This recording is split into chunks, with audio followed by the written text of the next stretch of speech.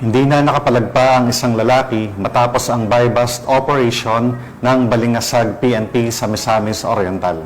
Naaresto ang suspect sa tulong ng komunidad at kapulisan upang masugpo ang banta ng iligal na droga upang mapanatili ang kapayapaan at kaligtasan ng bawat mamamayan. Nakibalita dyan si Patrolwoman Danessa Berdos. Minasim na tungoda, ikaw ang bidakot na ko sala na pagkamaligya sa illegal na droga.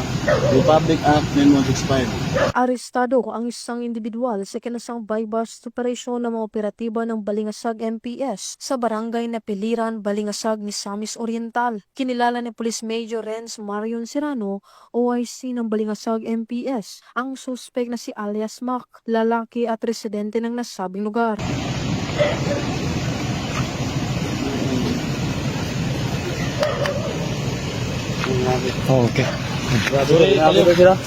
Sa kinasang operasyon ng mga operatiba ay nakumpiskang maliliit na pakete ng hinihinalang shabu at isang 500 peso bill na ginamit bilang buy-bust money at iba pang mga non-drug items. Nahaharap ang suspect sa kasong paglabag sa RA 9165 o Comprehensive Dangerous Drugs Act of 2002.